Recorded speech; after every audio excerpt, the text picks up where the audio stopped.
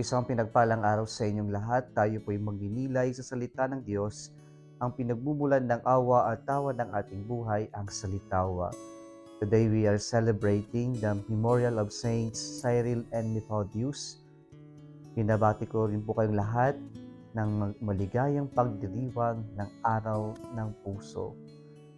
Mga kapatid, narinig po natin sa ating ebanghelyo ngayon ang pagdala ng mga tao kay Jesus ng isang lalaking pautal-utal.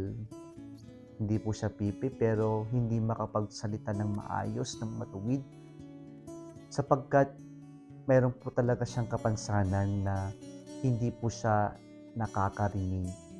At dahil po wala siyang naririnig o napapakinggan na mga salitang pwede niyang magaya, kaya po naapektuhan yung kanyang pananalita. At dito po sa ating ebanghelyo ngayon, kakaiba rin po yung proseso kung paano po pinagaling ni Jesus ang lalaking may kapansanan. Kadalasan po si Jesus ay nagpapagaling doon mismo at kitang-kita ng ibang tao. Subalit sa pagkakataon na ito, ang Panginoon po ang ginawa po niya ay inalayo niya yung may kapansanan, at dito po narinig natin, he put his finger into the man's ears and spitting touched his tongue. Then he looked up to heaven and groaned, and he said to him, Ephphatha, that is, to be open. Parang nakakadiri po yung ginawang proseso ng Panginoon. Pero ito po ay pagpapakita, mga kapatid, na ang Diyos ay personal niyang pinagaling itong taong ito. Silang dalawa lamang, inilayo niya, ibinukod niya, kasi merong personal touch na ginawa ang Diyos. At kanya pong hinipo, hinawakan ang lalaking may kapansanan at binanggit yung salitang Ephphatha, be open. Alam niyo, mga kapatid, kadalasan marami sa atin ang hindi makarinig at hindi na makapagsalita ng maayos, kasi po nawawala itong personal touch natin na pakikitungo, pakikipag-ugnayan, relasyon sa ating kapwa-tao.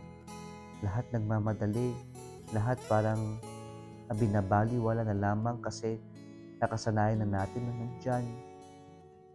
Kailan ba yung huling panahon na tayo nagbabad ng oras upang makinig sa isa't isa, upang makipagkwentuhan kung ano nga ba ang nangyayari sa isa't isa?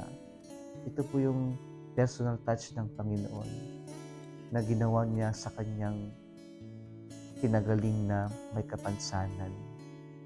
Nasarap sa ating limpong buhay ay ito rin po yung ating ipakita sa ating kapwa-tao, yung may personal touch. At yung personal touch na yan ay yung iparamdam natin na mayroong nakikinig sa kanila. Marami pong problema sa mga kabataan ngayon dahil kadalasan pakiramdam ng mga kabataan wala nang nakikinig sa kanila. Ang pakikinig po ay tanda ng pag-unawa natin at tanda na mahal natin o mahalaga yung tao. Yan po yung personal touch na kailangan natin iparamdam sa ating kapwa-tao. And we can only touch the lives of other people if we allow them to feel that we are open to listen to their stories, we're open to understand them. Yung pong alam nila at nararamdaman nila na bukas tayong makinig, bukas tayong umunawa, at yung pang-unawa na yan ay sapagkat nauuna yung awa natin kaysa yung panghuhusga sa kanila. Nawa, mga kapatid, maging bukas tayo na makinig at umunawa, sapagkat yan naman ang tunay na essence kung bakit mayroon tayong araw ng mga puso. Kung nagustuhan mo ang video na ito, huwag kalimutang mag-like, i-share at mag-subscribe sa Salitaya Facebook page and YouTube channel. Muli isang pinagpalang araw sa inyong lahat.